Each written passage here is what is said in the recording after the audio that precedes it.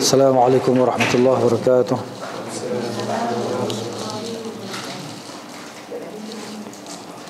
Innal hamdalillah nahmaduhu wa nasta'inuhu wa nastaghfiruh wa na'udzu billahi min shururi anfusina wa sayyiati a'malina. May yahdihillahu fala mudilla lahu wa may yudlil fala hadiya lahu. Ashhadu an la ilaha illallah wahdahu la sharika lahu wa ashhadu anna Muhammadan 'abduhu wa rasuluh. Sallallahu alaihi wa ala alihi wa ashabihi wa ala kulli man ihtada bihadihi wa istanna bisunnatihi wa iqtafa atharuhu ila yaumiddin. Amma ba'd, fa inna khairal kalami kalamullah wa khairal hadi hadi Muhammadin sallallahu alaihi wasallam wa syarrul umuri muhdatsatuha wa kullu muhdatsatin bid'ah wa kullu bid'atin dhalalah wa kullu dhalalatin finnar. Ya ayyuhalladzina amanu taqullaha haqqa tuqatih wa la tamutunna illa wa antum muslimun. Ya ayyuhan nasu ittaqu rabbakum alladzi khalaqakum min nafsin wahidah wa khalaqa minha zawjaha wa batha minhuma rijalan katsiran wa nisaa wattaqullaha alladzi tasaaluna bihi wal arham innallaha kana 'alaykum raqiba. يا أيها الذين آمنوا اتقوا الله وقولوا قولا سديدا يصلح لكم أعمالكم ويغفر لكم ذنوبكم ومن يطع الله ورسوله فقد فاز فوزا عظيما. Alhamdulillah, syukur kehadirat Allah Subhanahu wa taala di atas limpah dan kurnianya dapat kita bertemu lagi pada malam ini menyambung bacaan buku Zadul Ma'ad fi Hadi Khairul Ibad oleh Syamsuddin Abu Abdullah Muhammad bin Bakar rahimahullahu ta'ala, yang terkenal dengan Ibn Qayyim al-Jauziyah. Kita pada muka surat 180, sambungan pasal senjata dan peralatan Nabi sallallahu alaihi wasallam fi zikri silahihi wa athathihi sallallahu alaihi wasallam. Beliau sallallahu alaihi wa alihi wasallam memiliki satu mighfar. Mighfar ni maksud dia topi perang, topi orang pakai dalam peperangan tu. Topi besi. Yang dipakai dalam peperangan untuk mengelakkan kepala kita daripada dipukul, ditetak dengan pedang kan. Ada topi besi. Topi besi yang tepi dia tu ada macam rantai-rantai besi kan, yang sampai ke leher ni malah ditebas leher tak kena lah, kena besi itulah kan. Itu dia dipanggil mighfar, terbuat dari besi yang diberi nama al-muwaisyah.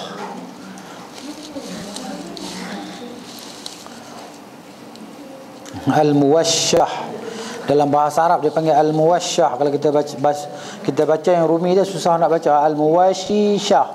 Al-muwaisyah.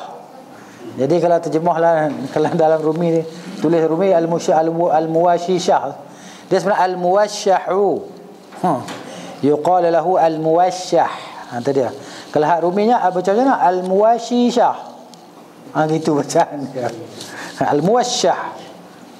Yang dihiasi. Nama topi itu al-muwaisyah, topi besi dia kan. Dihiasi dengan tembaga. Wa syuha bi syabahin. Al-muwaisyah ni maksud sesuatu yang dihiasi lah, kan? Dihiasi, di maknanya atau disalut dia dengan tembaga. Tembaga syabah.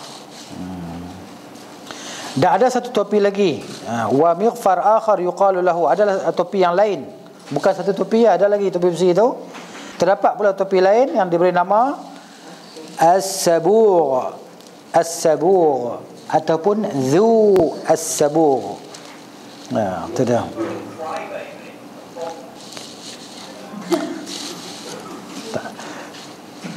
Baik, beliau sallallahu alaihi wasallam memiliki 3 jubah. Kita cerita pasal topi, pakaian Nabi kan, yang dalam peperangan Nabi akan pakai benda tu. dan memiliki 3 jubah yang biasa dipakai saat perang. Dikatakan, maksudnya qila dikatakan, di antara jubah itu ada yang terbuat daripada sutra hijau. Maknanya Nabi pakai bukan dalam pakai biasa ni, pakai dalam peperangan. Dan di sini ulama istinbat macam Imam Ahmad bin Hanbal, dia kata maknanya dibenarkan, diberi kelonggaran untuk pakai pakaian sutra dalam peperangan. Di situ mana kata Syekh Ibn Uthaymin rahimahullahu taala dalam maksud dia nak taufikkan di antara hadis larangan dengan hadis Nabi ada 3 jubah kan sutra ni. Maknanya kata Syekh Ibn Uthaymin dalam kitab Al-Mumti', dalam peperangan dia kata harus memakai pakaian sutra. Kerana apa? Kerana pada pemakaian itu akan menambahkan kebencian dan kemarahan, sakit hati orang kafir. Bila dia tengok kita, dia semakin sakit hati. Dia kata orang Islam ni tak heran dia boleh pakai benda yang kata apa, cantik-cantik, pakai cantik-cantik dalam peperangan ni. Maknanya orang kafir ni, dia pun ni senang lah. Orang kafir menganggap bahawa orang Islam ni dalam keadaan senang lenang lah. Orang senang. Dan dia pun ni tak heran pun, macam dia anggap perang ni satu bukan benda yang besar. Dia boleh pakai benda yang cantik-cantik ketika nak perang. Macam perang ni main-main bagi dia. Maknanya gitu. Untuk menambahkan ketakutan dalam diri orang-orang kafir dalam peperangan tadi. Bila dia tengok orang Islam, dia pun ni pakai semak-semak ni, macam perang ni tak ada apa-apa bagi mereka ni. Maksud gitulah. Macam perang ni main-main je lah. Jadi untuk menambahkan perasaan yang macam tu dalam jiwa orang kafir tadi kan. Itu di antara hikmah dia. Kan?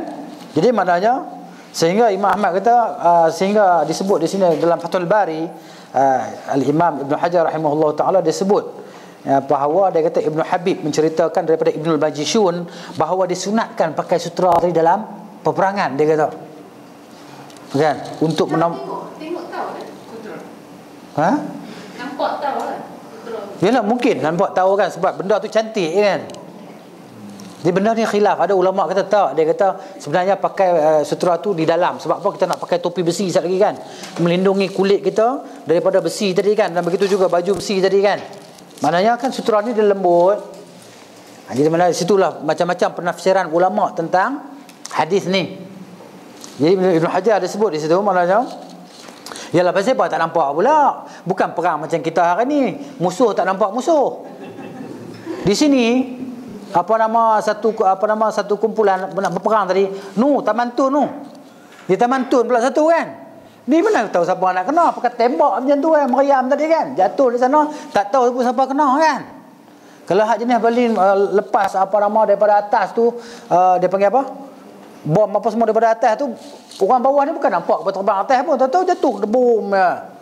Jadi maknanya gitu. Dulu perang ni maknanya 4 mata ni berdepan. Kan? Boleh nampak gigi kawan tu 2 batang ke 3 batang depan mata dia. Pedang bukan panjang mana, panjang tu pedang ataupun panjang tu. Tak ada pedang panjang meja tu, tak ada kan. Kan? Jadi macam dekat, boleh nampak lah benda tu kan. Macam tu. Baik.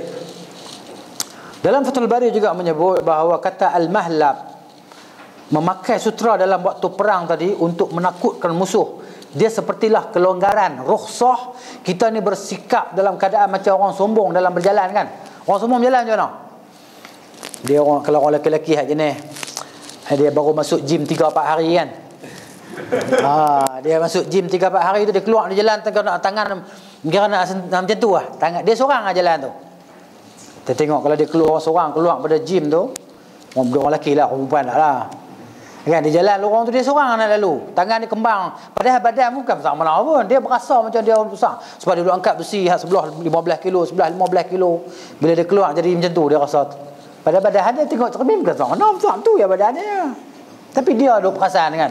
Jadi itu adalah masalah apa ketika dalam peperangan, boleh jalan dia tabakhtar, jalan dalam keadaan khuyala.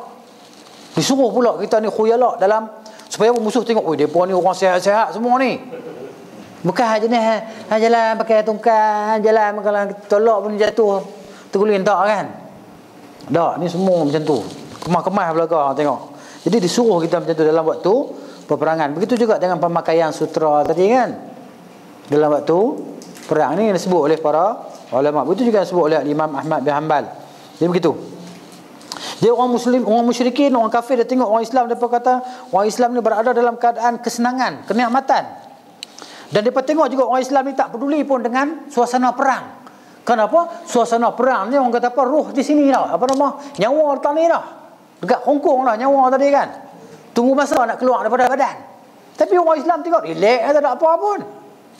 Jadi macam kan? Jadi kerana seorang lelaki yang menghiasi diri dia dengan sutra, ketika itu seolah-olah dia kata dengan lisanul hal. Lisanul hal ni perbuatan diri dia lah.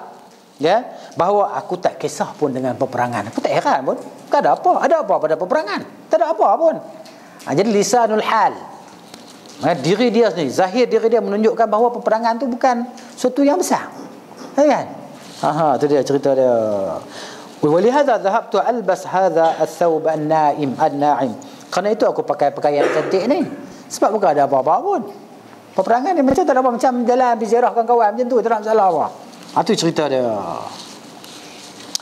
Baik. Di antara jubah itu ada yang terbuat daripada sutra hijau, kan? Sutra hijau ni pakaian ahli syurga lah, mana yang Allah Taala sebut min sundus, kan? Sutra hijau, sundus akhbar. Tapi maknanya bukan pakaian dunia ni sama dengan pakaian syurga, taklah. Allah sebut dalam Quran nak bagi kita faham, tapi bukan macam tu. Dia punya zat dia, hakikat dia tak samalah. Kan? Itu dia. Adapun yang terkenal ya, bahawa Urwah bin Az-Zubair memiliki yalma'.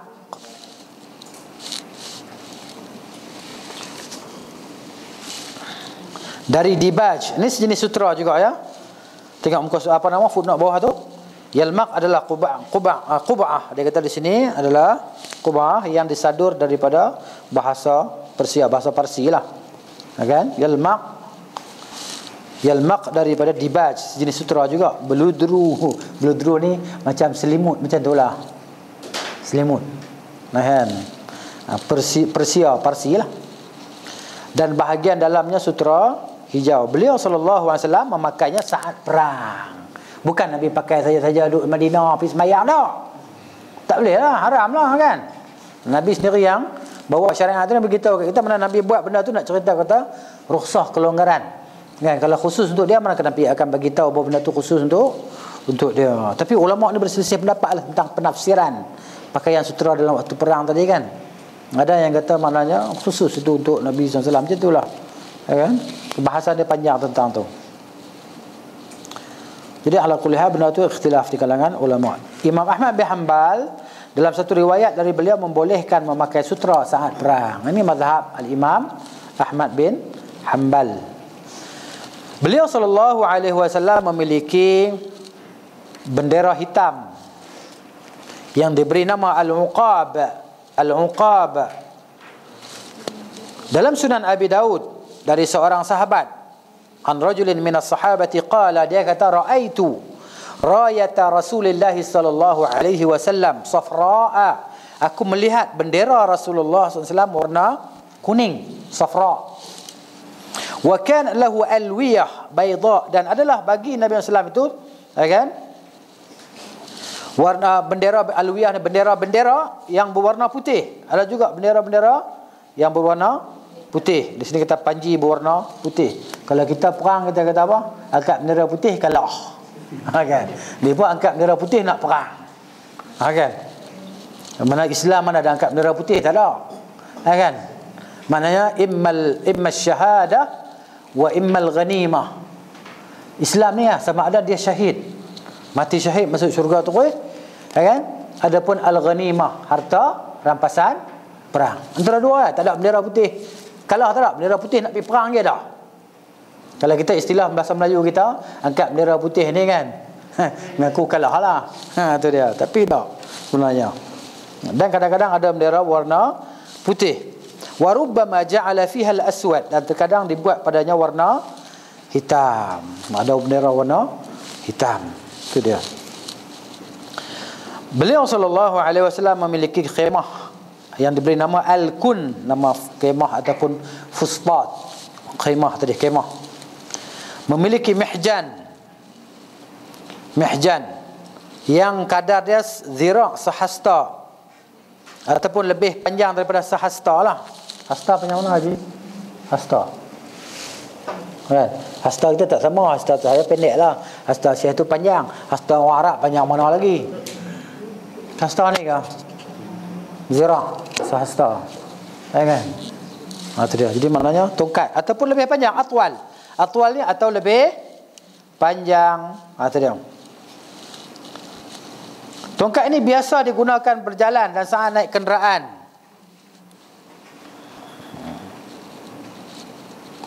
Dan bila Nabi SAW naik kenderaan, Nabi akan gantungkan tongkat tadi di hadapan dia, di atas kenderaan dia lah.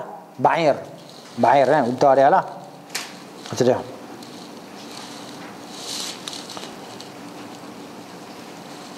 Dan Nabi SAW juga mempunyai mikhsarah. Mikhsarah ni apa dia? Dia kata sini tongkat. Ni penterjemah lah dalam bracket tu. Tongkat pendek seperti tongkat komando. Saya tak pernah tengok tongkat komando. Kenapa je? Oh tu. Untuk diguna untuk apa tu? Untuk belasah orang. Tongkat komando dia kata kan. Mikhsarah. Dinamakan tongkat mikhsarah tu sebagai al-urjun. Masing-masing ada nama. Nabi sebut kan al-urjun. Ni para sahabat riwayat kita ni kan sampai ni. Itu dia. Dan mempunyai qadib. Qadib itu ranting kayu ataupun dahan kayu kecil lah. Minasyauhat. Syauhat di sini maknanya dia kata sejenis satu pohon, sejenis pokok lah. Nama pokok. Dan diberi nama, dia bagi nama pula ranting kayu tadi dengan nama Al-Mamsyuq. Al-Mamsyuq. Itu dia. Qila, dikatakan tongkat ni lah yang dipergilirkan oleh para khulafa. Lepas Abu Bakar bagi dekat Umar pula. Lepas Umar bagi dekat Osman pula. Lepas tu bagi dekat Ali pula radhiyallahu taala anhu. Mana dia?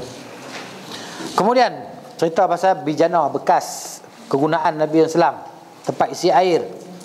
Beliau SAW memiliki qadah. Qadah ni maksudnya kita panggil mangkuk macam tu lah. Kan? Bijana. Itu dia. Dia panggil bijana kan. Yang diberi nama Ar-Rayyan. Rayyan. Ada nama masing-masing kan. Yang kita tahu Rayyan ni nama pintu syurga untuk orang yang rajin puasa. Dan Mughniyan. Dan juga dia kata, dan dinamakan dia sebagai Mughniyan. Di sini terjemah macam mana? Diberi nama Ar-Rayyan dan Mughniyan. Yusamma Ar-Rayyan wa yusamma Mughniyan. Dua-dua boleh nama tadi. Dan qadah. Qadah ni maksudnya mangkuk lah. Jadi makna kedah tu mangkuk no. Sebab tu hak Gunung Jerai ada apa lah. Itu dia kata apa? Kan? Kedah tu bahasa Arab dia kata, tengoklah. Nabi Adam turun kat Gunung Jerai.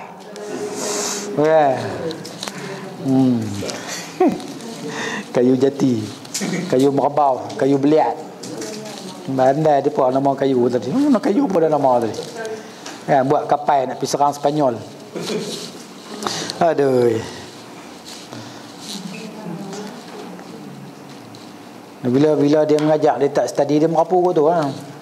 Dia cerita merapu sana sini lah. Baik. Dan dia panggil qadah yang lain mudabbab. Mudabbab ni yang disalut macam tu lah. Disalut apa nama kan, bisilsilah min fiddah. Silsilah ni macam rantai tu lah, keliling dia tu kan. Dihiasi dengan perak, mangkuk dia tadi. Adapun kalau belajar fiqh, pinggan ataupun mangkuk, cawan apa semua daripada emas dan perak tak boleh kan. Disadu sikit kan. Itu dia tepi-tepi dia tu.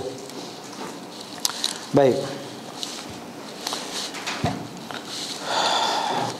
Beliau SAW memiliki pula qadah yang terbuat daripada kaca, dan qadah lain terbuat daripada pohon kurma. Maknanya dulu dah ada kaca tu kan, gelas dah ada lah. Kaca gelas tadi kan. Saya dengar kisah apa nama Syekh Saleh Al-Munajjid, Muhammad bin Saleh Al-Munajjid, dia cerita kisah apa nama tentang akhlak ni lah, akhlak yang mulia apa semua. Cerita kisah Umar kan. Kisah Umar, mana dia kan ketika ditawan seseorang tu, jenis raja Parsi ke mana, tak ingat dah. Kemudian dia kata kan, Umar kata aku nak hukum bunuh kamu. Kan? Aku nak hukum bunuh kamu. Jadi maknanya dia kata sebelum aku mati aku nak minta minum dalam bekas qawarir, Diberi pada dia minum daripada itulah bekas daripada yang dibuat daripada kayu kan. Kayu kurma tu lah ditebuk-tebuk jadi macam mangkuk tu kan, beri minum air. Dia campakkan air. Tu dia kata aku tak mahu, aku nak minum daripada aku macam pembesar. Aku nak minum daripada bekas kaca. Maka Umar kata bagi minum dengan bekas kaca. Kan bila ambil apa nama bekas kaca tadi, Umar kata minum. Dia kata aku tak mau minum. Umar kata aku nak hukum bunuh kamu. Aku nak hukum bunuh kamu. Dia kata engkau tak akan hukum aku. Ya. Engkau tak akan hukum aku. Sebab apa? Sebab yalah Umar takkan, maknanya sebab Umar tadi kata kita tidak akan membunuh menghukum orang dalam keadaan dia dahaga macam itulah. Kita nak selesaikan hajat dia dulu. Dia kata apa? Engkau tak akan bunuh aku. Sebab apa? Sebab engkau tadi engkau kata kalau lagi aku tak minum kau tak akan bunuh aku. Kan sampai cerita nak kisah cerita macam tu lah kan. Maknanya cerita pasal ada bekas kaca dulunya. Dah ada bekas kaca. Jadi maknanya min qawarir. Benda kaca dah ada lah, maknanya kaca, tembaga, perak memang dah sejak dulu dah ada dah. Sebab Allah Taala sebut dalam Al-Quran kan, emas kan. Allah sebut dalam Quran. Kemudian besi Allah sebut dalam Quran. Ada surah besi pula dalam Quran. Surah Al-Hadid kan. Benda tu sejak lama dah ada. Cumanya petrol yang kita guna lah ni tak ada kan. Yang tak dia proses lagi kan petrol. Itu dia. Baik. Dan qadah lain terbuat daripada pohon kurma. Dan potong pokok kurma tadi kan, dia pun lagi kreatif pada kita. Kan hebat dia banyak. Kan manusia ni otak ni bila dia jalan otak dia fikir tengok benda nak buat apa, tengok benda nak buat apa kan. Dia buat pinggan, dia buat mangkuk daripada kayu, daripada pohon kurma tadi kan. Ha tu. Qadah ini diletakkan di bawah tempat tidur beliau SAW dan digunakan menampung air kencingnya di malam hari. Ketika nak buang air kecil, Nabi akan kencing dalam bekas tadi. Qadah tadi. Maknanya kan. Tapi kita lain taklah, kita dah ada toilet apa semua dalam rumah semua kan. Orang dulu nak pergi beli air tu keluar rumah tu jauh tu keluar rumah kan. Sekali dengan ulak dengan apa semua jadi musibah. Jadi maknanya ada kelonggaran. Nak kata ada kelonggaran yang macam tu untuk kita kan. Kalau orang tinggal belah-belah apa nama sandakan belah mana yang tu yang berebut dengan tentera apa nama Sulu apa Al-Hadatu tu depa senang lah rumah tepi laut, dalam laut rumah depa. Depa di situ semua kan. Lepas tu tangkap ikan pula. Tu dia. Ini cerita dia. Beliau sallallahu alaihi wasallam juga memiliki rakwah. Rakwah ni bijana bekas kecil lah. Daripada kulit di sini. Ya. Yang diberi nama As-Sadir. As-Sadir. Qila, dikatakan, sebahagian mengatakanlah, sebahagian ulama mengatakan bahawa Nabi sallallahu alaihi wasallam mempunyai taur min hijaratin. Taur dikatakan sini bahawa bejana yang biasa digunakan sebagai tempat minum daripada batu, hijarah batu. Ya kan? Ya tawaddau minhu, Nabi berwuduk darinya, dari bekas taur tadi kan bekas kecil. Ya kan? Bekas kecil tu ambil berwuduk kan? Cara Nabi ajar apa nama hadis Uthman bin Affan tu kan cara berwuduk kan. Tuang atas tangan apa semua, ambil situ kan. Ambil situ lah. Jadi mana bekas kecil ya. Cukup untuk wuduk yang Nabi ajar tadi kan. Orang hari ni satu baldi tak cukup, yang was-was. Yang was-was bukan takat satu baldi. Ya kan? Masuk dalam kolam tu diselam tu niat ambil wuduk. Ambil wuduk dalam tu ini. Nabi ajar wuduk mangkuk kecil, bekas kecil ya. Senang. Bila kita naik kapal terbang kan lagi senang. Kita orang yang belajar sunnah lagi senang. Lalu ni pada botol spray tu kan. Kecil je kan. Spray. Sapulah. Senang. Ada dia. Duduk dalam saf pun boleh. Okay, mana mengalirkan air tadi kan, tapi orang marah lah basah tu. Pergilah cari tempat penyuruh sikit kan. Tu. Bukan macam mandi, wuduk kan. Mengalirkan air anggota wuduk ya. Itu dia.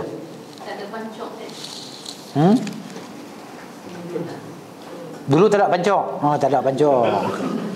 Bahasa Kedah pancok. Lama tak dengar lah pancok, baru dengar ni. Kan? Tu dia. Jadi tak ada pancok. Di samping itu, beliau sallallahu alaihi wasallam memiliki mikhdab. Bijana yang agak lebar, maknanya banyaklah bekas Nabi kan. Ada daripada kayu kurma, satu lagi hak bawah dia cerita besar lagi berada. Hak 4 orang angkat tu. Dibuat daripada tembaga. Ada juga bawah ni. Itu dia. Bejana yang agak lebar terbuat dari kuningan tembaga lah. Kan? Dan apa nama qa'ab. Dia kata di sini dia tertinggal dan warakwa. Dan tu tak ada. Dan tu tak ada dalam bahasa Arab tu ada dan. Dia ni terlupa tulis dan. Kan? Dan itu dia.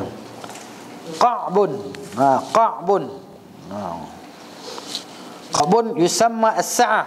Itu gelas besar yang diberi nama as-sa'ah ataupun as-sa'ah.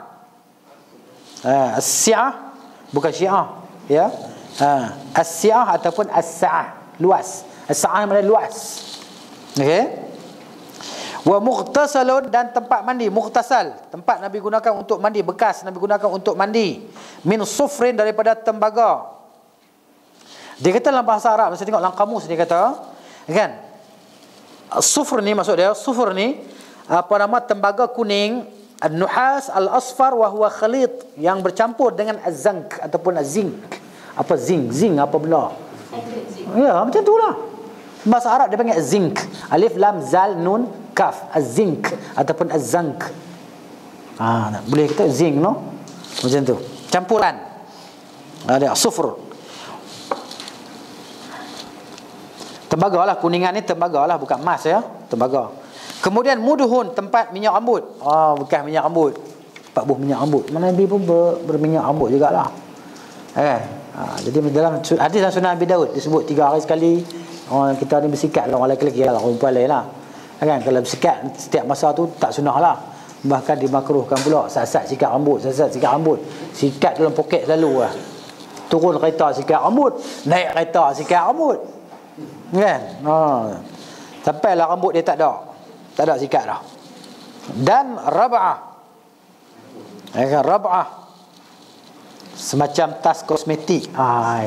Yang biasalah kan, beg kecil tu dibuat daripada kulit kan. Letak apa situ? Letak minyak rambut situ, letak sikat situ, letak apa, pemotong kuku apa semua kan. Lipstick tak ada lah. Memang dulu pun tak pakai lipstick kan. Kan? Tapi mungkin ada juga minyak-minyak yang disapu di bibir mulut untuk mengelakkan pecah-pecah bibir ketika musim sejuk. Itu dia. Lemak-lemak tu kan. Jadi tas semacam tas macam tu lah lebih kurang dia kata, yang digunakan untuk menyimpan cermin dan sisir, sikat rambut. Dikatakan qila lah, dikatakan qila lah, sisir beliau SAW terbuat daripada gading. Itu dia. Nabi SAW memiliki juga tempat bercelak. Kan? Nabi pakai celak masa nak tidur. Kan? Di mana beliau SAW bercelak pada saat akan tidur. Sebagai ubat kan, ubat untuk mata. 3 kali setiap satu mata, 3 kali kan, dengan menggunakan ismid. Ismid kan, batu untuk bahan celak, jenis batu macam itulah kan. Tahulah batu apa, jenis ubat apa kan. Baik. Pada rab'ah terdapat pula 2 alat pemotong serta siwak, macam gunting macam itulah, miqrad. Kan, miqrad macam pemotong lah. Kan. Jadi macam tu.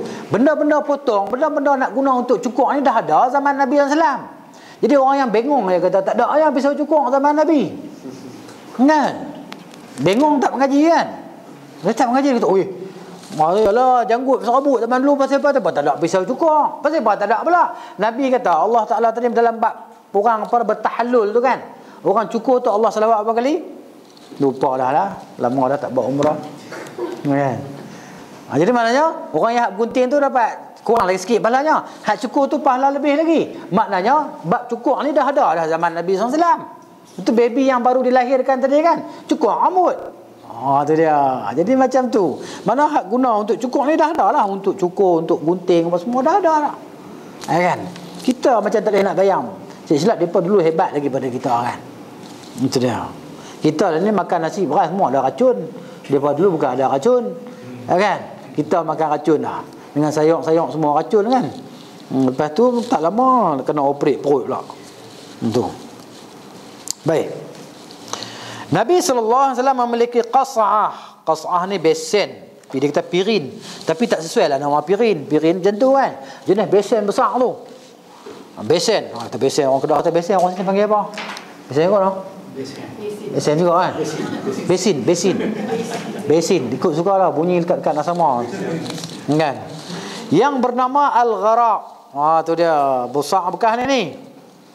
Dia panggil pirin. Bubuh lah pirin pun juga. Tapi kita pirin tak faham. Pirin macam tu lah. Nipis tu nak buat apa? Pirin kecil lah. Letak gula-gula ni boleh lah pirin tu. Kan? Kawah. Kawah. Kawah tak sesuai juga lah. Kawah untuk masak. Dulang tak sesuai. Sebab apa tengok ya? Dan dibawa oleh 4 orang di antara mereka. 4 orang angkat berat benar tu. Kawah. Kawah nak masak kenduri. Tu dia. Ada 4 telinga tu. Kan? Balik kita pergi masjid, kita peteri tambah lagi 2 telinga. Kan? Bagi sama. Baik, terdapat pula satu sok. Sok ni gantang Gantang. Orang dulu gantang. Kita pergi kedai kita minta pakcik beras gantang. Kan dululah. Lah ni budak-budak tak kenal gantang tu apa benda. Tanya depa gantang depa tak nampak. Melainkan depa kena bawa depa pergi muzium Kedah ke mana ke, muzium padi ke. Adalah tunjuk benda gantang tu kan. Gantang. Dan mut ni cupak. Mut ni kan, kalau dekat kawan saya tu adalah dia pergi Mekah tu, dia dapat mana syekh tadi kan, benda tu dia macam bersanad, maknanya ukuran mut. Ukuran mut. Ada juga kan? Ukuran mut Nabi SAW tadi kan. Dia maknanya 4 mut tu sama dengan segantang. Dan kalau kita ada benda tu ada beli tak? Dia jual dengan sanad sikit. Tu lah. Boleh buat bisnes lah. Betul tak buat bisnes ni? Kan? Jadi maknanya kita ukur benda tu 4 mut tu sama dengan segantang lah. Jadi kita nak bayar zakat tu senang lah kan. Satu sok kan. Untuk satu sok zakat fitrah. Nak beli beras timbang. Cuba sukat. Okey, 1 mut, 2 mut, 4 mut. Okey, 1 kepala. Boleh tahu lah berapa kilo maknanya kan. Tu. Tapi bagi lebih tu dah salah bala kita kan. Itu. Baik. Mut dan beludru. Bunyi macam peluru ya. Kan? Beludru, selimut. Beludru ni maksud dia kisah. Mana ada kisaun? Selimut. Au firashun dhu ahdabin, ataupun hamparan yang ada bucu. Dhu ahdab ni macam berbucu macam tu kan. Tu dia. Dan satu ranjang katil lah yang tiangnya terbuat daripada pohon jati, dia kata di sini. Kan? Pohon jati. Mai pada Kedah apa pohon jati ni? Mai pada Gunung Jerai. Tu dia.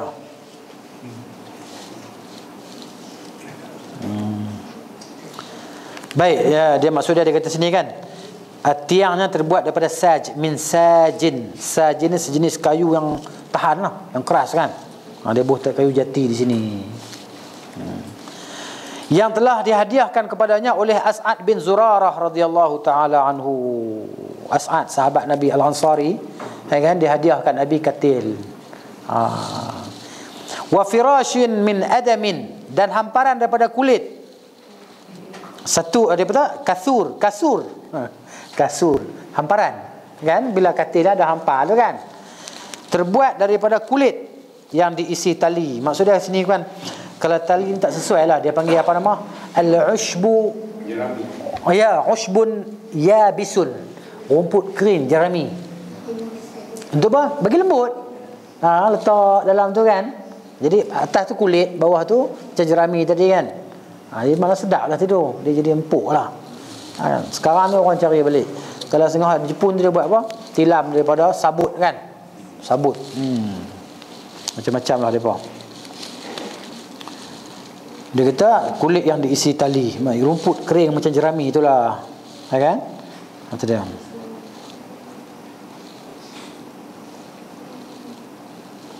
Di sini saya sempat tengok dalam kamus lah, yang cerita pasal kayu jati itu kan. Dia kayu yang kuat tu, maksud dia satu sejenis pokok yang nama dia sejenis pokok al-thadiyah, dia kata, yang sangat besar pokok tu. Pokok besar ni pokok balak lah kita kata. Dia kata ya'zumu jiddan, sangat besar pokok tu. Ya kan? besar, tinggi, kemudian besar pokok tu, dan daun dia besar, dia kata. Waraqah kabirah, dia kata. Waraq kabir, daun dia besar. Dan kayu dia sangat keras. Khashabatun salbun jiddan. Jiddan ni sangat keras lah. Kayu dia sangat keras. Tidak, itu makna sajin, kayu jati tadi lah maknanya kan. Kalau kita terjemah di sini kayu jati lah.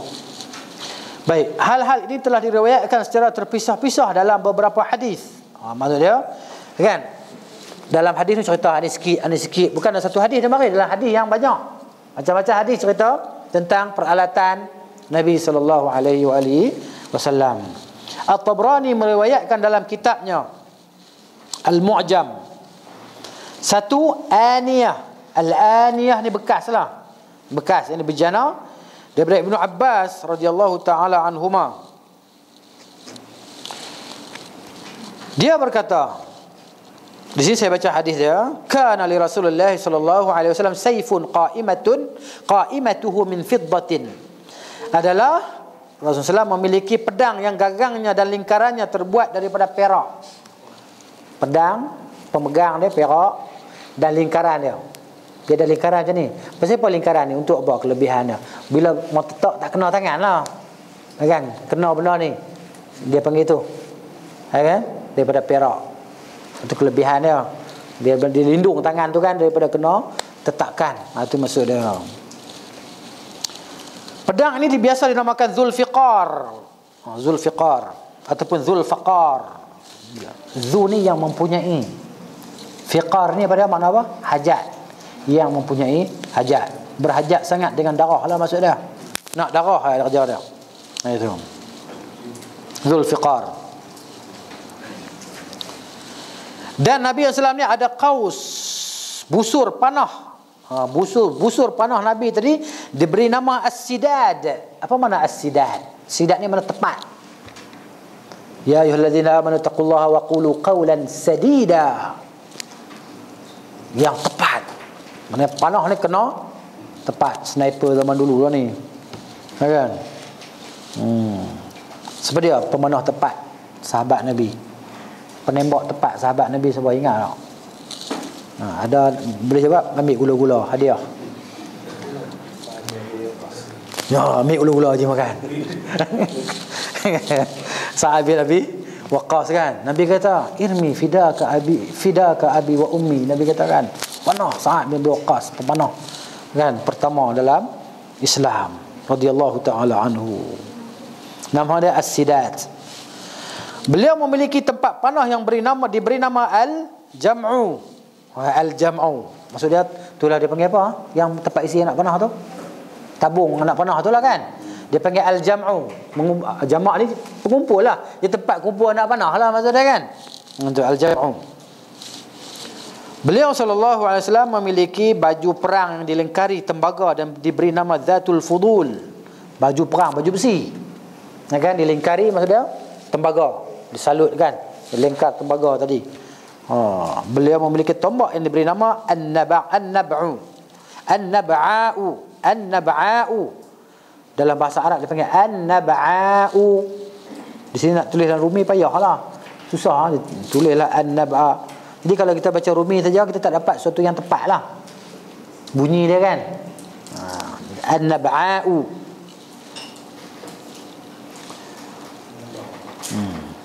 Beliau SAW memiliki mihjan, tongkat yang berlekuk kepalanya. Tongkat tadi kepala ada lekuk tadi kan, tongkat dia. Yang diberi nama Ad-Duqnun. Ad-Duqnu. Dan begitu juga Nabi SAW memiliki perisai putih. Perisai yang berwarna putih bernama Al-Mujiz. Semua ada nama lah. Al-Mujiz. Al-Mujiz. Al-Mujiz, bukan Al-Mujiz. Tengok kan. bahasa Arab dia macam tu, Al-Mujiz. Al-Mujiz ni makna apa? Yang memudahkan lah kan? Yang mengharuskan macam tu.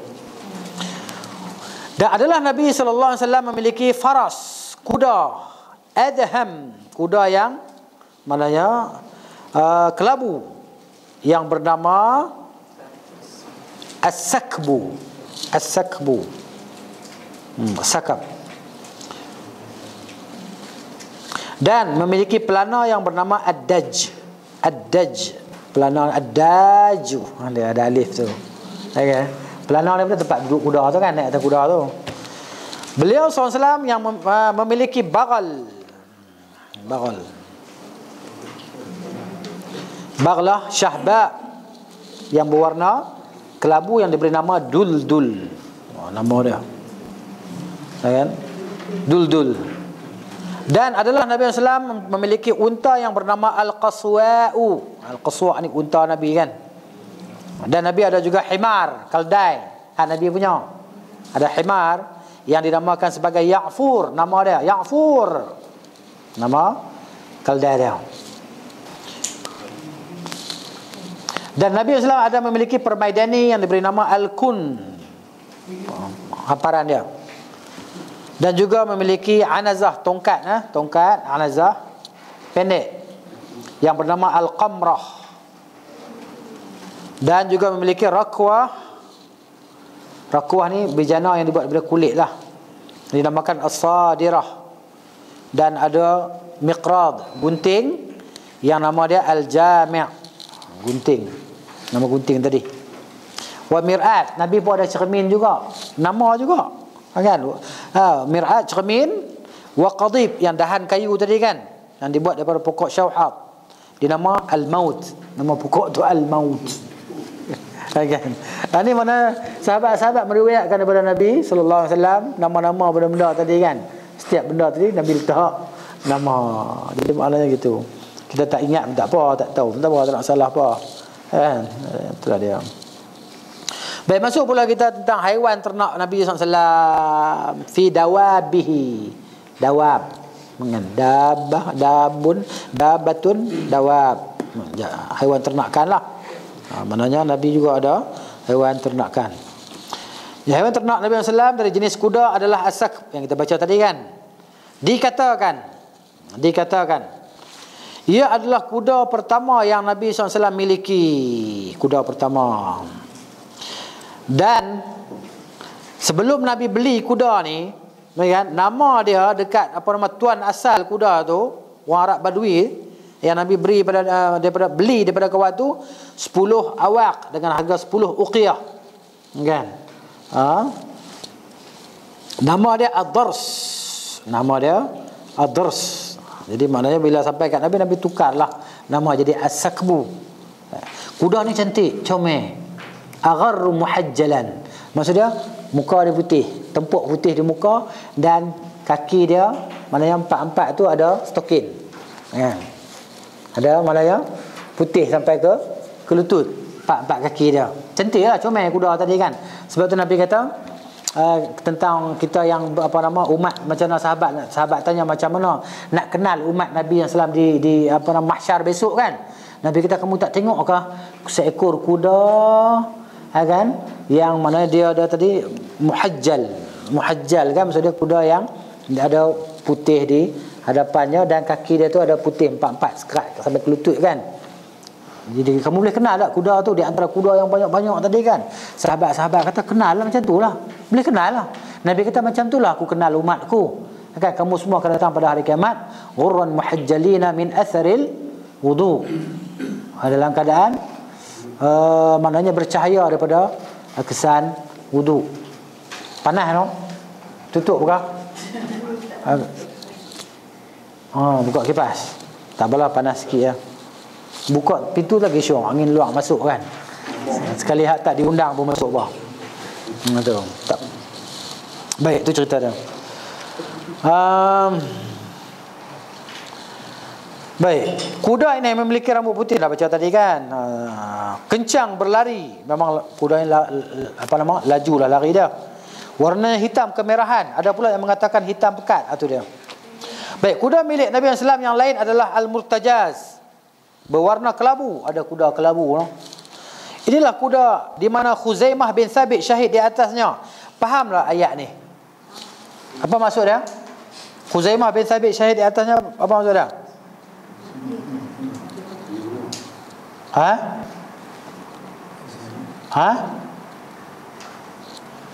Siapa jawab tanya? Jawab apa maksud dia ayat ni? Khuzaimah bin Thabit syahid di atasnya. Kena bunuh atas kuda tu. Semua orang jawab begitu. Haji pun jawab begitu ya. Bukan macam tu jawapan dia. Pernah ditunggangi oleh Khuzaimah.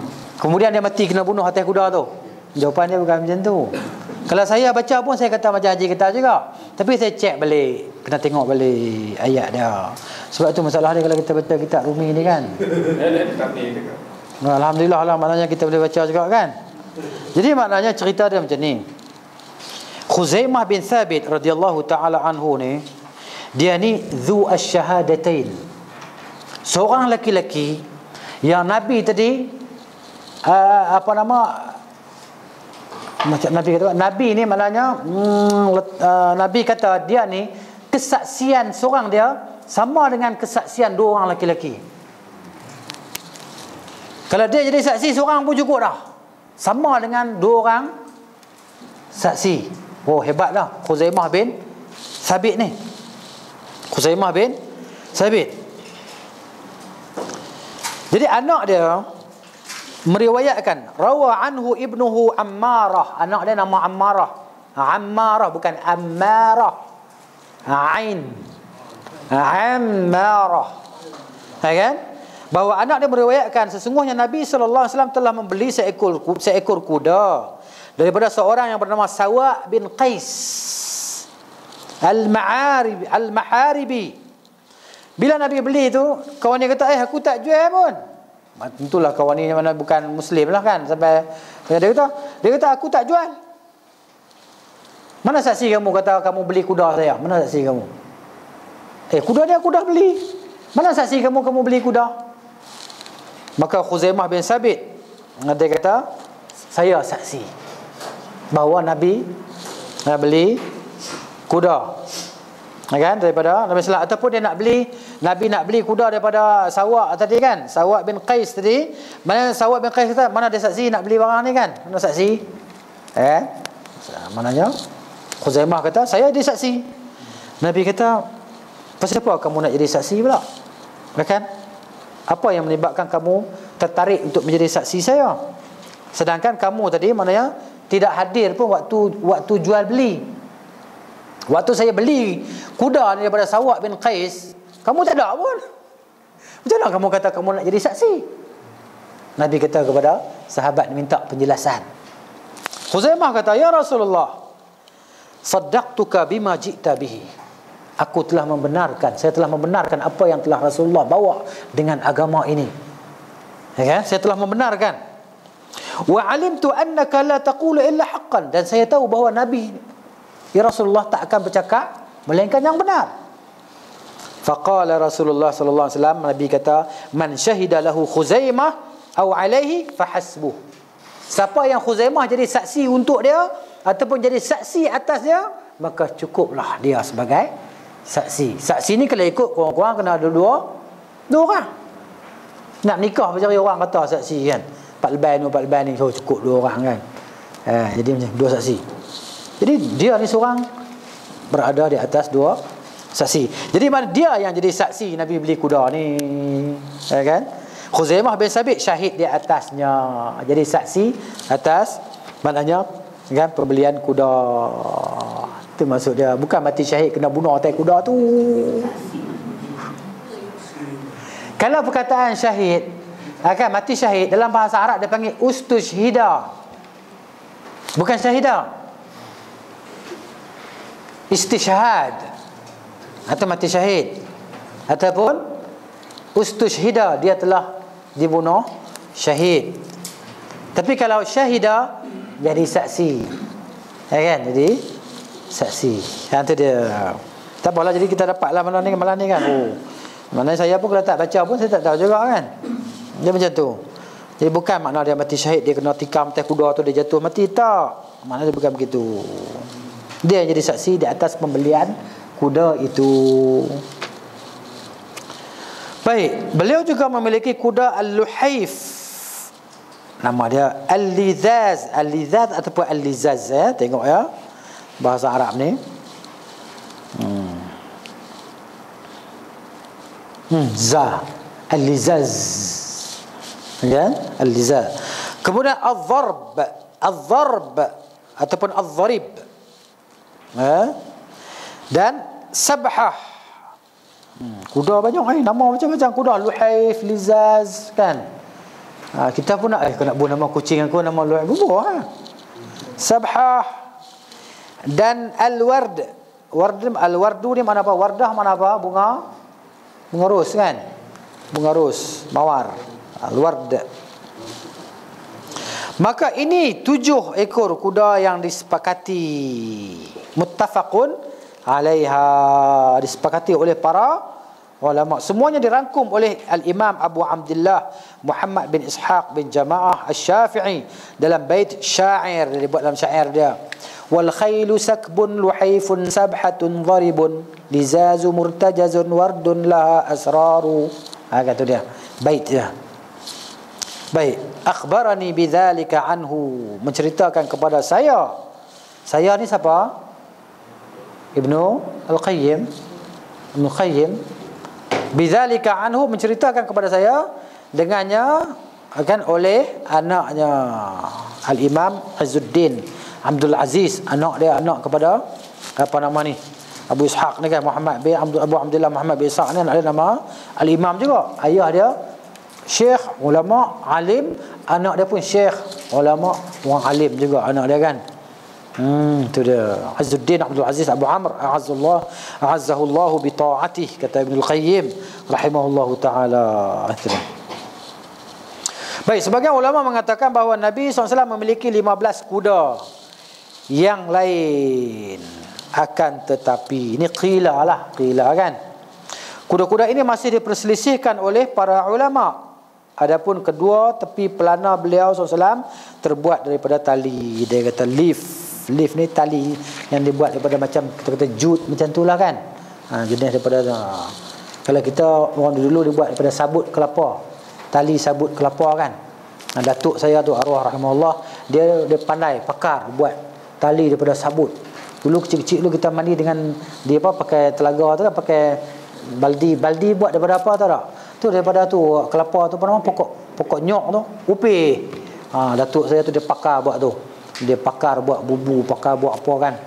Tali tu. Maknanya saya ingat tali tu, tak tahulah. Tapi tali tu tahan lama, tali sabut. Dia buat daripada sabut kelapa tu kan. Dia pintar jadi tali panjang. Memang kukuh tali tu, masya-Allah. Tu dia. Sekarang tali plastik lah kan. Bukan payah buat pun, senang lah, tak ada fikir dah. Pergi tunjuk di kedai nak afsak tu kan, buat keluar duit bagi kat dia. Tu je. Orang dulu otak dia tajam, cerdik. Dia nak hidup, dia pandai fikir nak buat macam-macam kan. Tahan ikan lah apalah. Fresh semua, masya-Allah. Itu. Dulu bukan ada lori, traktor apa semua kan, nak bawa padi di tengah-tengah padang 30-40 km di tengah padang sawah tu, nak mari ke jalan besar. Dulu bukan apa, dia buat kenderaan daripada kayu. Saya ingatlah benda tu kecil-kecil kan. Dia buat daripada letak di atas belakang kebau dia tarik buah padi 5-6 guni atas tu. Dulu dia pun sebulan 2 bulan duduk tengah padang tu. Untuk ambil padi apa semua, cerita tu lah.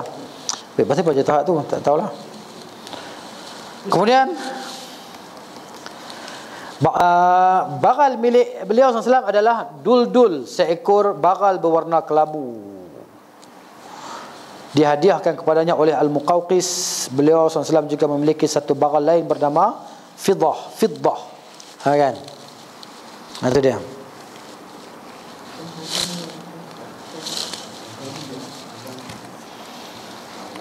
Fiddah ataupun Fiddah yang dihadiahkan kepada Nabi SAW oleh Farwah Al-Juzami. Lalu terdapat seekor bagal berwarna kelabu yang dihadiahkan pemimpin Ailah. Serta bagal lainnya yang dihadiahkan pemimpin Daumatul Jandal. Sebahagian mengatakan bahawa An-Najasyi pernah menghadiahkan bagal kepada Nabi SAW dan beliau pun biasa menungganginya.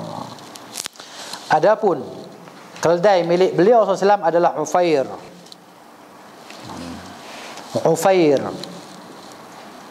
Seekor keldai berwarna kelabu dihadiahkan oleh Al-Muqawqis, raja bangsa Qibti, Mesir kan. Orang Qibti ni orang Mesir lah, turunan Firaun lah kan, Firaun Qibti, keturunan tu lah. Serta keldai yang dihadiahkan Farwah Al-Juzami disebutkan bahawa Sa'ad bin Ubadah pernah memberi Nabi SAW seekor keldai. Dan beliau SAW pun biasa menungganginya. Nabi naiklah. Kan selalulah naik keldai yang dihadiahkan oleh Sa'ad bin Ubadah radhiyallahu anhu. Mana disebut di sini, mana benda tu kita naik. Keldai ni kita fikir-fikir tengok kecil kan. Tak kesian kat dia kan naik. Tapi keldai ni kuat. Dia kuat daripada kuda, lebih kuat daripada kuda. Tapi dia lari tak laju lah. Tapi kalau angkat barang serah dekat dia lah. Besi 5-16 tan dia angkat senang lah. Biar betul lah. Ni saya tengok dengan kepala saya sendiri lah. Dengan mata saya sendiri lah. Di Karachi tu saya tengok. Tu kuda ni sikit macam cantik, comel, kuda berkilat kan, cukup proteinnya. Kebah kuda tak boleh jalan. Kan di Pakistan ni atas jalan raya semua ada. Ayam itik tak ada. Kuda, unta, keldai semua ada sekali dengan lori. Duduk sekali, tak payah rotek, tak payah. Kan, bawa besi, orang nak bawa konkret, bawa bangunan tu kan. Satu orang bawa kuda tarik besi tadi. Belakang tu ada tayar, dua tayar tu kan, kereta tu, tertarik tu. Satu himar, keldai, relax dia tarik. Kuda saya tengok depan mata saya, kebah kuda tu. Tak boleh bangun. Dia punya tuan dia sembat kuda, suruh bangkit, tak boleh bangkit kuda tadi. Si keldai ni relax jalan, tak ada apa-apa. Tapi slow lah. Kuat keldai tadi. Ni bukan orang lain cerita. Ini saya cerita lah, takkan saya tak bohong. Kan? Ini saya tak bohong. Tapi saya tengok dengan mata saya sendirilah. Cerita tu duk ingat lagi lah tahun 90-an dulu kan. Duk ingat lagi di Pekan Sadar. Bandar Sadar, Bandar Karachi tadi kan. Itu bandar yang paling serabut dalam dunia. Itu. Baik.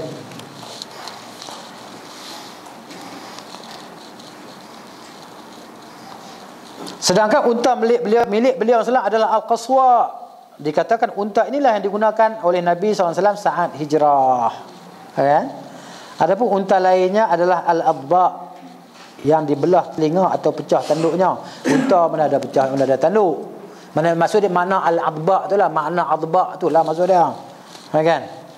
Dan Al-Jada' yang pincang. Akan tetapi tak ada pada keduanya Al-Adba maupun Al-Jada', nama saja. Hanya saja keduanya dinamakan demikian. Ada pula yang mengatakan bahawa telinganya terbelah sehingga dinamai seperti itu. Kemudian, apakah Al-Adba dan Al-Jada' adalah nama untuk satu unta atau keduanya berbeza? Para ulama berbeza pendapat dalam menyikapi hal ini. Jadi ulama kata, ni ada 2 ekor ke seekor je nama? Ada 2. Jadi ulama berselisih pendapat. Al-Adba adalah unta milik beliau SAW yang tidak bisa disaingi dalam berlari. Maknanya kalau lawan racing memang menang dia lah. Kan? Ferrari lah lawan ni kan. Ataupun Porsche apa semua kan. Tak tahulah. Tu. Jadi lalu seorang Arab Badui datang menunggangi Qa'ud, unta yang masih kecil sikit pada Qaswa. Dia dah challenge unta Qaswa. Bila lawan punya lawan, kalah Al-Adba atau Qaswa tadi kalah. Maka bila kalah, mana orang Islam dia rasa tak seronok lah. Macam mana unta Nabi boleh kalah? Tak syok lah ni. Ni kena ulang balik ni kan. Ulang balik lagi sekali ni tak betul ni. Jadi maknanya bila dia rasa macam tu, rasa tak seronok lah unta Nabi kalah dengan unta kecil ya. Maka Rasulullah SAW bersabda, Nabi kata, sungguh merupakan perkara yang hak, patut bagi Allah untuk tidak mengangkat sesuatu di dunia ni melainkan direndahkannya. Nak cerita kata hak dunia ni macam tu lah kan. Hak dunia ni itulah, kadang-kadang dia kuat, lepas tu dia lemah, dia sihat, lepas tu dia sakit. Kita kuat, ada orang kuat pada kita lagi. Itu cerita dunia. Nak cerita supaya apa? Ajar sahabat-sahabat tentang sikap tawaduk tadi kan. Itu dia. Hadis sahih dikeluarkan oleh Al-Bukhari. Hadis Bukhari. Nabi SAW mendapat rampasan pada Perang Badar berupa seekor unta yang tangkas milik Abu Jahal. Unta yang hebat ni. Kan, unta hebat.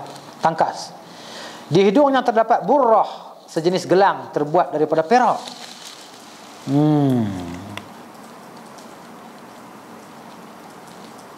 Jadi maknanya, kan?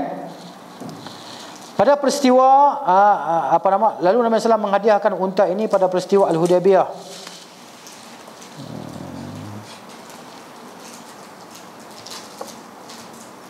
Liyaghidha bihil musyrikin, okay? Untuk ni mana bukan menghadiahkan ya, sembelih. Disilap terjemah. Silap terjemah. Kan? Tahu kan maknanya al-hadiyu kan? Al-hadiyu tu, al-hadiyu ni haiwan kurban kan? Sembelihan. Jadi maknanya pada hari Al-Hudaybiyah, ingat tak hari Hudaybiyah? Perjanjian Al-Hudaybiyah yang 10 tahun tu kan, genjatan senjata selama 10 tahun tu kan. Pada hari tu unta tu orang musyrikin Mekah dapat tahu unta Abu Jahal. Oh tu unta Abu Jahal tu. Dia teringat balik dia kalah dalam perang Badar. Di hidung dia ada gelang daripada perak. Dia kenal cam lah. Unta presiden depa. Kan? Majlis syura depa punya unta. Kan? Presiden majlis syura depa kan. Oh, ataupun jeneral perang depa. Oh, dia berkata unta Abu Jahal pada hari Hudaybiyah. Nabi suruh sembelih, Nabi sembelih. Lagi maknanya sembelih, oh unta kena sembelih kan. Jadi maknanya masa marah lagi liyaghidha, untuk menaik. Nabi saja nak bagi depa sakit hati. Boleh. Bagi depa sakit hati kan. Bagi tak sonok, bagi sakit hati. Tu. Orang Kedah kata perangat lah. Hang duk perangat aku, perangat. Duk perangat kan? Tu. Bukan faedah, bukan Nabi bagi hadiah. Bukan makna bagi hadiah. Betul sikit terjemahan tu kan. Betul sikit. Menyembelih unta itu pada hari Al-Hudaybiyah untuk memicu kejengkelan orang-orang musyrikin. Kalau tak baca hak Arab saya tak faham memicu kejengkelan. Jengkel lah kan. Nak kena pergi kursus bahasa nampak yang ni. Hidup di Indonesia sebulan kau. Tu dia. Dia kata di sini liyaghidha bihil musyrikin, untuk meningkatkan kemarahan dan tak seronok orang-orang musyrikin Mekah tu. Kata dia. Baik, Nabi SAW memiliki 45 unta perahan. Perah susu. Kan hari itu depa seorang puak orang Niyin tu dah curi dah. Tapi dapat balik lah. Puak orang Niyin dia depa tadi masuk Madinah, depa kata kami dah Islam semua, tapi depa tak tahan cuaca Madinah, depa sakit. Nabi kata pergi minum susu unta dekat sana, tempat sana. Dan kencing unta minum. Kan, tapi dapat balik lah, kena bunuh dah puak tu pun. Dan memiliki satu unta yang mahir.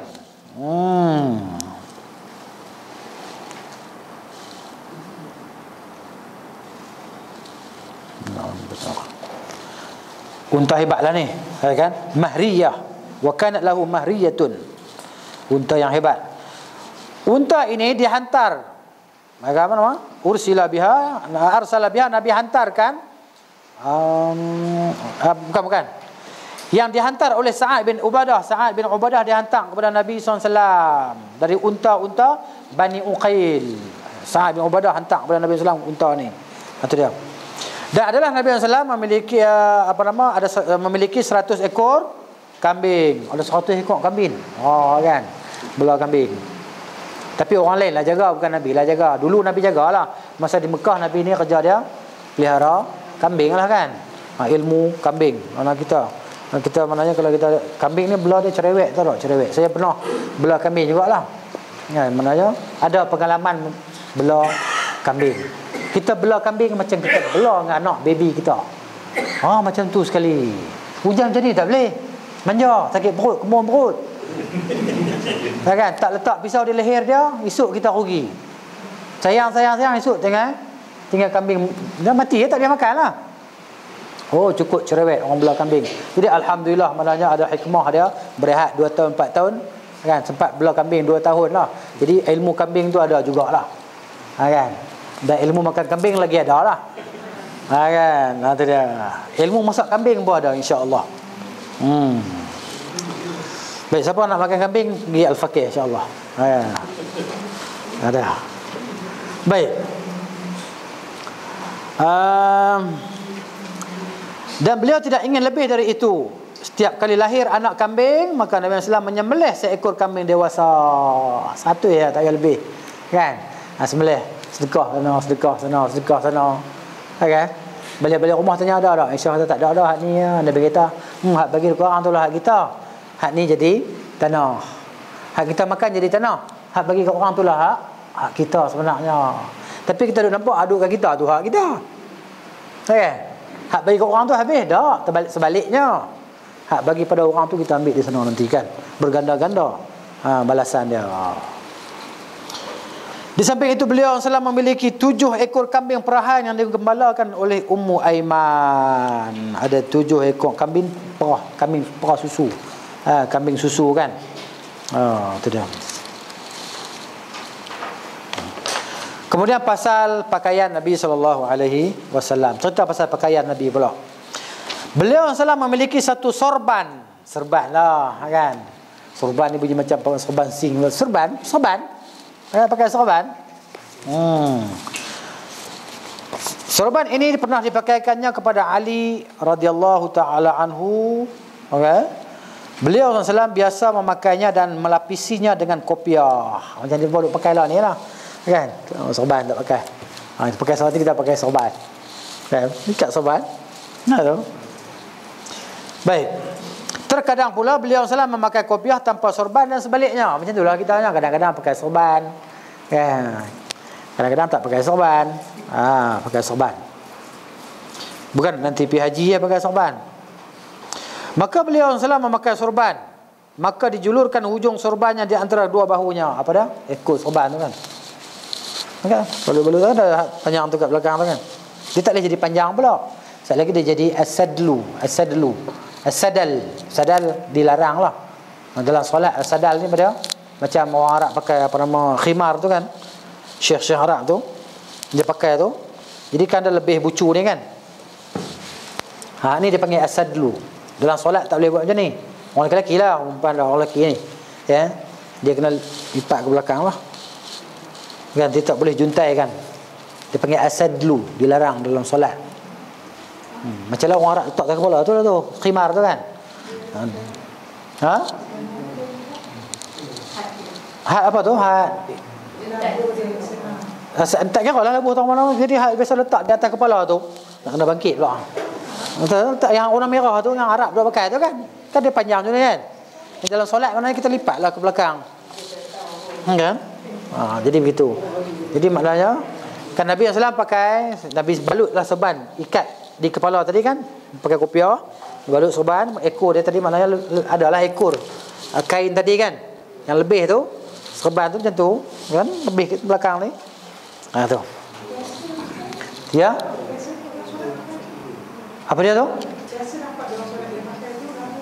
Sepatutnya dia kena lipat ke belakang lah dalam solat.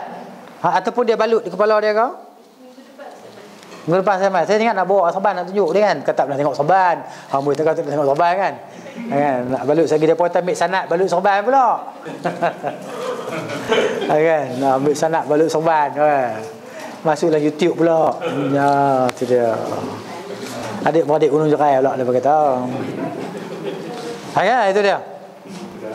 Baik, ada sebab yang Nabi pakai sorban kan.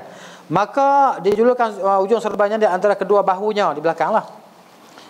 Imam Muslim meriwayatkan dalam sahihnya daripada Amr bin Harith, dia berkata, aku melihat Rasulullah SAW di atas mimbar memakai sorban hitam seraya menjulurkan kedua hujungnya pada kedua bahunya. Mereka sorbannya ada dua kan, dua tepi kan.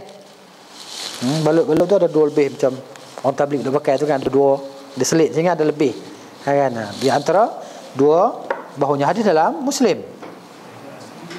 Baik.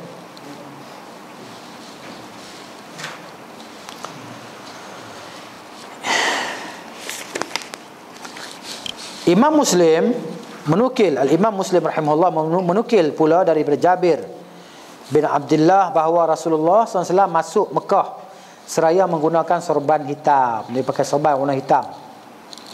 Hadis riwayat Muslim. Dalam hadis Jabir tidak disebutkan tentang jambulnya. Jambul ni ekor sorban tu lah. Jambul, macam mana jambul? Ekor sorban tu lah. Dalam hadis Jabir tak disebutkan. Hal ini menunjukkan bahawa jambul ini hujung sorban. Beliau SAW tidak selamanya dijulurkan pada kedua bahunya. Tak selalulah. Kadang-kadang tak ada ekor pun kan. Bulat macam tu ya. Kadang-kadang ada ekor sorban tadi. Sebahagian sumber mengatakan beliau SAW masuk Mekah sambil memakai kelengkapan perang dan mighfar. Mighfar ni topi besi dia lah. Ditulis topi baja. Topi besi lah yang keras tu kan. Mana masuk dalam peperangan kan. Di atas kepalanya beliau SAW memakai di setiap kesempatan apa yang sesuai dengannya. Tengok kesesuaian lah kan. Ni pergi office pun nak pakai serban. Lagi marah bos pula kan, dengan baju kot tali leher, lepas tu serban. Tu kan. Dia ikut kesesuaian kan, ikut keadaan tempat Nabi tadi kan. Dalam waktu perang Nabi pakai topi besi, tak pakai serban. Masuk kan, sudah. Dalam keadaan berkhutbah Nabi pakai serban. Begitu mana. Benda ni bukan menjadi kelaziman lah. Bukan menjadi kelaziman. Itu dia. Syekh kami ni siapa? Guru kami lah. Nama guru dia Abul Abbas Ibn Taymiyah rahimahullahu ta'ala. Semoga Allah mensucikan ruhnya dalam syurga. Kan? Doa dia lah. Menyebutkan tentang jambul yang ekor serban, suatu pernyataan yang sangat unik. Badi'an. Bahasa Arab panggil unik ni badi'an. Suatu benda yang hebat lah. Di mana malam harinya beliau sallallahu alaihi wasallam bahawa Nabi SAW memakai jambul, memakai ekor serban tu lah maksudnya. Hanya pada suatu subuh di Madinah, di mana malam harinya beliau SAW bermimpi melihat Rabb, pemilik kemuliaan tabaraka wa ta'ala. Nabi mimpi jumpa Allah Ta'ala. Mana dalam hadis tu kan, bahawa tak ada siapa boleh jumpa Allah Ta'ala tadi kecuali di akhirat kan. Di dunia siapa tak boleh tengok. Nabi nampak dalam mimpi hatta Nabi SAW tadi. Ya. Allah berfirman, wahai Muhammad, apakah yang diperselisihkan oleh al-mala'ul a'la, yakni para malaikat di sana lah, di atas? Aku berkata, la adri, aku tidak tahu. Kan? Hadis ni sebut, baca hadis dia, tengok ya. Allah Ta'ala kata, ya Muhammad, fima yakhtasimul mala'ul a'la. Hai Muhammad, pada apakah yang berbincang oleh malaikat-malaikat di atas? Qultu la adri, Nabi kata aku tak tahu. Fawada'a yadahu baina katifayya, maka Allah letakkan tangannya di atas di antara dua bahuku. Nabi kata, fa'alimtu, maka aku tahu ma baina samai wal ardi, aku tahu apa yang ada di antara langit dan bumi. Bukan maknanya Nabi bukan tahu semua lah, bukan tahu semuanya lah sampai bila-bila, tak lah. Maknanya Nabi tahu apa yang Allah Ta'ala bagi tahu kat dia. Bukan Nabi tahu benda-benda gaib ni, tak lah. Tapi pok sufi yang melampau dia berkata Nabi ni tahu semua. Salah istidlal macam tu, salah lah. Ya kan, begitu maksud dia. Baik. Hadis ini riwayat yang terdapat dalam Sunan At-Tirmizi. Ketika Al-Imam Al-Bukhari tanya tentang hal itu, beliau menjawab hadis ni sahih. Ya, beliau berkata dari keadaan itulah beliau SAW menjulurkan ekor serbannya di antara kedua bahunya. Ini adalah ilmu yang diingkari oleh lisan dan hati orang-orang bodoh. Aku tidak menemukan ulama lain yang menyitir faedah ini ketika menjelaskan tentang ekor serban Nabi sallallahu alaihi wasallam. Di sini saya ada ambil fatwa Nurun 'ala Darb. Fatwa, ada orang tanya soalan kan? Dia kata di sini, adakah di sana ada dalil yang menunjukkan bahawa Rasulullah telah melihat Allah Azza wa Jalla? Orang tanya soalannya. Dan adakah di sana dalil yang menunjukkan bahawa manusia boleh melihat Allah Ta'ala pada hari kiamat? Ya. Dan boleh melihat kepada Rasulullah di hari kiamat. Jawapan dia, adapun di dunia tiada seorang pun yang dapat melihat Tuhan mereka. Dan Nabi SAW tidak melihat Allah. Maknanya Nabi sendiri tak dapat melihat Allah. Dan sedangkan Nabi Musa AS, dia minta nak tengok Allah, kan? Allah Ta'ala kata lan tarani, sebab bila engkau tak dapat lihat aku, kan? Dan Nabi SAW pernah bersabda, Nabi kata, ketahuilah wa'lamu annahu lan yara ahadukum rabbahu hatta yamuta, sesungguhnya sekali-kali sampai bila-bila seseorang tidak akan dapat melihat Tuhannya sehingga dia mati. Maksudnya di akhirat besok lah. Dan Nabi SAW juga tidak pernah melihat Tuhannya, kan? Baginda ditanya tentang itu ketika Abu Zar tanya dia, ya Rasulullah, adakah Rasulullah Tuhan pernah melihat Allah? Hal ra'aita rabbaka? Nabi kita qala ra'aitu nuran, aku nampak cahaya. Maksudnya yang menjadi hijab adalah nur. Cahaya itu adalah hijab. Hijab yang menyebabkan tak nampak Allah Ta'ala. Ini dalam Sahih Muslim. Jadi mana fatwa dia panjang lah perbahasan dia kan. Tapi kesimpulan dia maknanya yang Nabi lihat tadi dalam mimpi. Mimpi mana bukan tengok dengan mata ni lah. Kan? Bukan tengok dengan mata tadi. Macam mana tengok? Maknanya Wallahu ta'ala alam, hanya Allah yang maha mengetahui. Jadi kita beriman macam tu saja, kita tak ada pusing-pusing tafsir-tafsir dah macam tu kan. Kita hanya terima. Adapun kaifiat dia wallahu alam, zat dia macam mana kan. Tu dia. Cuma di sini Syekh Al-Arnaud dia sebutlah footnote bawah tu. Kan ada yang 152 tu kan. Dia kata Al-Allamah Ali Al-Qari berkata hal ini merupakan kiasan atas pengkhususan beliau SAW dengan keutamaan adanya rahmat melimpah atasnya. Sebab kebiasaan mereka yang menyayangi adalah meletakkan tangannya di antara dua bahu yang disayanginya. Orang yang dia sayang letakkan tangan kan. Maksud gitu. Itu kata kiasan dia lah. Tapi maknanya kalau kita ni wallahu a'lam. Hadis Nabi sebut macam tu lah. Itu cerita panjang.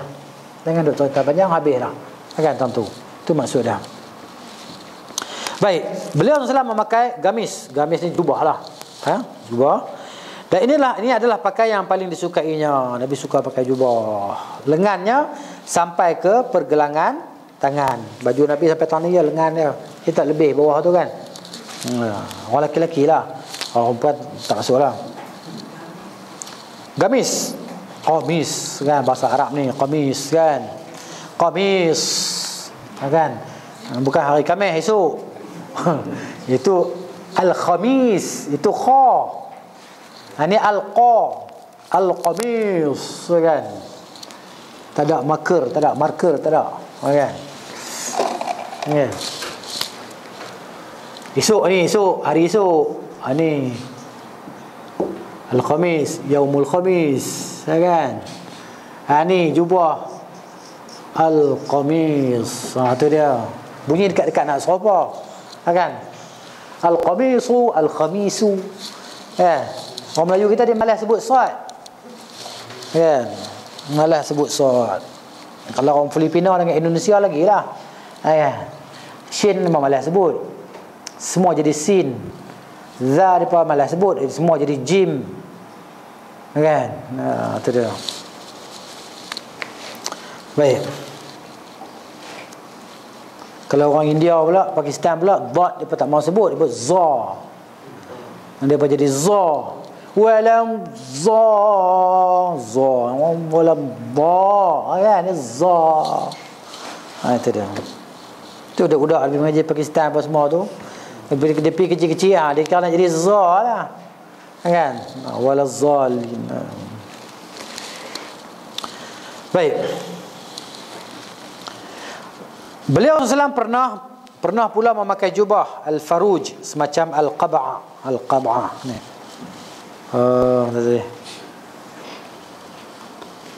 Al-jubbatu wal-faruj wa huwa shibhul qab'a dan al-farujiyah. Sampai itu beliau SAW memakai pula al-qab'ah, jenis pakaian luar sejenis macam sejenis selimut lah, macam dia orang letak di atas bau tu kan. Macam imam Masjidil Haram duk pakai tu lah. Imam apa semua kadang-kadang kan. Imam kita pun ada sini kau pakai kan, yang kat luar tu kan. Itu kadang-kadang tu. Pakaian luar sejenis mantel dia kata, macam selimut tu. Baju besar tu. Ketika safar, dalam perjalanan lah musafir, beliau SAW memakai jubah yang sempit kedua lengannya kan, baju tangan kecil. Tapi kalau orang Sudan kan baju besar tu kan. Tengok orang Sudan, dia punya jubah dan tangan dia boleh masuk kaki kita dalam tu. Tu dia. Tapi dalam ketika musafir Nabi pakai baju yang sempit kedua lengannya. Bukan sempit sangat lah, berketat tak lah kan. Nabi SAW juga memakai sarung dan selendang. Izar lah. Izar ni kain sarung lah, kain, kita panggil kain pelekat lah kan. Kain pelekat lah kan. Tu kita lah. Kain sarung lah. Dan selendang. Menurut Al-Waqidi ni maksud dia ni kalau dalam bab riwayat matruk lah, tak boleh ambil dia punya riwayat dia kan. Cuma dalam cerita macam peperangan, sejarah apa semua sebut yang bukan berkaitan dengan akidah dan fiqh apa buku syariat apalah. Bahawa selendang dan selimutnya berukuran 7 hasta dan lebar 3 hasta 1 jengkal. Sedangkan sarungnya terbuat daripada tenunan Oman. Oman lah bahasa Arab dia panggil. Oman. Ukuran panjangnya 4 hasta dan 1 jengkal dan lebarnya 2 hasta 1 jengkal. Beliau SAW pernah memakai hullah berwarna merah. Adapun hullah adalah sarung dan selendang. Maknanya bukan satu sajalah, 2 lah. Kan kain yang tak di atas bau dan juga kain sarung, panggil hullah. Hullah tidak digunakan kecuali untuk 2 pakaian sekaligus.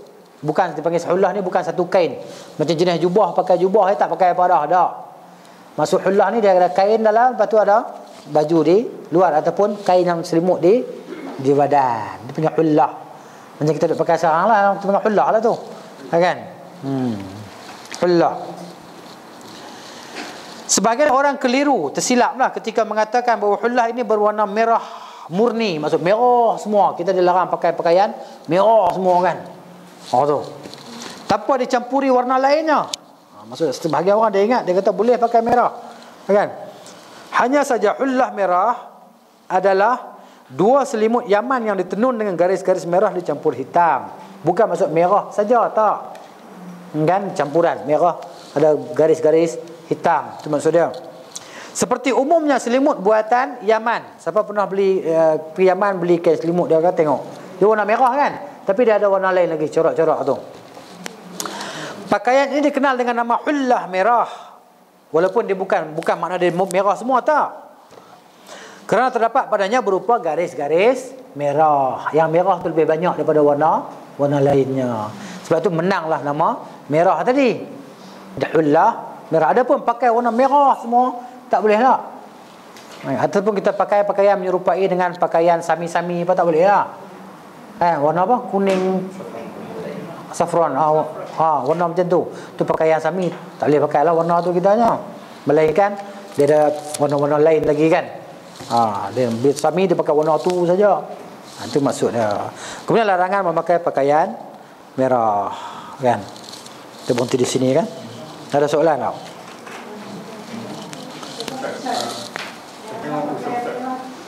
Ustaz Haji. Saya Ustaz Haji ya. Ustaz pernah ni saya tengok dalam pakai serban. Tak jangan pakai serban no. Ada sebab. Bukan ada sebab, dia sebab malas pakai lah. Nanti kita pakai. Nanti kita pakai serban. Kan. Tak ada hadis dalam Muslim. Maknanya bukan melazimi lah. Bukan melazimi serban tadi kan. Maksudnya kadang-kadang kita pakai serban, kadang-kadang tak pakai serban. Kadang-kadang pakai kopiah. Tapi kopiah ni kata ulama, dia pakaian ulama kan. Akhlak ataupun adab orang yang berilmu macam tu lah kan. Itulah dia. Bukan ada hadis yang suruh kita pakai tutup kepala, tak. Yang hadis orang Melayu tu pakai tutup kepala masuk tandas. Sebeli air kan, cari ketul otak atas kepala, tak. Itu dia kata syaitan tak kencing. Orang Melayu punya hadis. Tapi maknanya benda tu memang ialah dalam sunnah kita panggil, walaupun dia bukan sunnah ibadah, sunnah adah. Sunnah ni ada 2, sunnah ibadat dan sunnah adat. Sunnah adat kalau kita niat ta'assa bin Nabi SAW, niat nak ikut Nabi SAW, maka dapat pahala. Adapun simpan jagut ni sunnah ibadah. Sunnah ibadah, dia bukan sunnah adah. Sebab apa? Sunnah ibadah hanya sunnah Nabi kata uful luha. Nabi kata simpan janggut. Kena tinggal simpanlah janggutnya kan. Masalah gunting tak gunting tu masalah khilaf di kalangan ulama kan. Ada yang kata macam ni, yang kata macam ni. Jadi macam tu. Jadi itu sunnah ibadah. Adapun pakai sorban, lepas tu apa lagi? Kita pakai jubah kan, pakai jubah. Jadi sunnah adat lah, sunnah adat. Jalan pakai tongkat, ni pakai tongkat kan. Adat. Jadi kena beza sunnah adat dan sunnah ibadat. Selipang ke selipang? Rida tu adalah Nabi guna rida tadi kan. Sunnah adat juga. Cumanya kita lah ni sampai tahap pembaziran tu kan. Tahap pembaziran apa semua lempang tadi kan. Tapi dia kata nak ikut Nabi SAW apa semua. Tapi benda tu sunnah. Kita panggil yang adat lah, adat. Bukan ibadat lah. Yang tu lah kan selempang ke rida yang letak di bahu tadi kan. Yang dia letak warna hijau apa semua kan. Dia baca apa tentang apa nama Syama'il Muhammadiyah tu kan, dalam riwayat Tirmizi itu sebut pakaian ni macam nilah. Sebut rida lah, di sini panggil rida, kain yang letakkan di bahu tadi kan. Maknanya kegunaan dia orang Arab dia guna benda tu ada kegunaan dia, bukan dia saja-saja letak atas bahu ni. Hak ni lah dia guna nak qibah tempat tidur dia, ataupun dia nak buat bantal dia, ataupun dia nak apa? Nak kelubung waktu panas. Itulah dia. Nak bersihkan kan, namanya. Kan nak bersih apa semua tu yang dia gunakan tadi. Ya tak semestinya warna hijau. Kalau di Pakistan pakai hijau ni, dia kata Brelwi. Kan? Itulah. Tak tahu yang kita kan setengah orang dia sesema kan. Dia sesema tak dia kata tak lagi. Kan guna tadi untuk dia punya sesema dia. Hal tu dia. Jadi kalau kita tak pakai, tak ada masalah apa. Dia kata hang tak sayang Nabi. Pasal apa hang tak letak kain atas sorban? Sayang Nabi kena ikutlah apa yang Nabi suruh kan. Hampa tak sayang Nabi juga. Nabi tak buat tahlil, talqin, tahkubur apa, tapi hampa buat. Hampa tak sayang Nabi juga. Macam gitu. Jadi pakai larangan pakaian orang tu dia seluruh daripada atas ke bawah. Ya. Merah saja. Macam baju Melayu warna merah tu kan.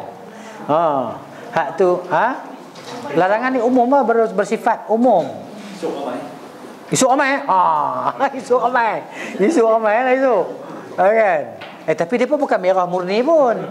Dia pun ada merah corak kan. Dia pun ada gadis-gadis apa semua kan. Itu dia. Esok kongsi bacai tu. Pakat balik raya lah hari ni. Kampung saya tu macam apa? Padang jarak, padang terkukur. Tak ada siapa, burung terkukur pun tak ada. Sunyi. Syama'il Muhammadiyah, dia punya kandungan tu dengan Zul-Ma'ad ni lebih kurang. Dia Syama'il Muhammadiyah ni cerita tentang maknanya itulah. Daripada zahir Nabi Islam, daripada akhlak dia macam itulah, pakaian dia semualah. Kan? Zadul Ma'ad ni lebih luas lagi lah. Zadul Ma'ad ni cerita sampai hukum fiqh apa semua, cerita sampai last sekali lah. Dia maknanya dia panggil fi hadi khairul ibad, petunjuk Nabi sampai habis lah. Tapi kalau Syama'il Muhammadiyah kitab dia kecil lah. Nipis pada kitab ni. Kan? Yang ni macam tadi, macam yang sejahtera kan? Ya. Cerita dia banyak, tapi footnote dia tak apa banyak. Dia maknanya apa? Maknanya dia sumber dia tu sahih ataupun dia dalam bab kita panggil dalam bab sirah bab ni kan, dia maknanya dia tak berapa nak titik berat kan lah, dia panggil qila macam itulah supaya kita ketahui. Tapi ada riwayat-riwayat yang dalam Muslim macam serban yang letakkan ekor dua, tak ada riwayat Muslim. Ada riwayat Al-Waqidi pun sebut tadi kan. Jadi maknanya tak diambil berat sangatlah tentang, sebab dia bukan hukum hakam dan bukan bab akidah. Dia hanya cerita pasal adat kebiasaan bangsa Arab dan macam tu. Dan Nabi ni apa yang Nabi suka. Jadi bagi siapa yang nak ikut betul-betul Nabi sallallahu alaihi wasallam, dia ikutlah, tak ada masalah apa. Kan nak jual apa nama dia punya Ferrari dia, nak beli unta ganti Ferrari pun tak ada masalah apa. Tapi kena minta lesen lah. Takut orang tak bagilah naik atas jalan raya sebab tak ada rotate. Dah. Macam tu. Jadi maknanya tu cerita dia. Wallahu a'lam. Tapi itulah, mana ini baru jilid yang pertama sebahagiannya. Nanti kita akan sampailah kepada hukum hakam, kepada bab akidah. Kan? Bab hukum hakam. Tapi cerita pasal banyaknya pasal hukum hakam lah. Zadul Ma'ad tadi kan. Tentang perubatan, semua dah lah. Jilid yang ke-5 ke-6 tadi kan. Banyak lah. Itu dia. Wallahu ta'ala alam. Ini kita di bahagian terakhir ni cerita pasal solat. Ya, cerita pasal solat, hukum-hukum solat semua kan. Macam tu.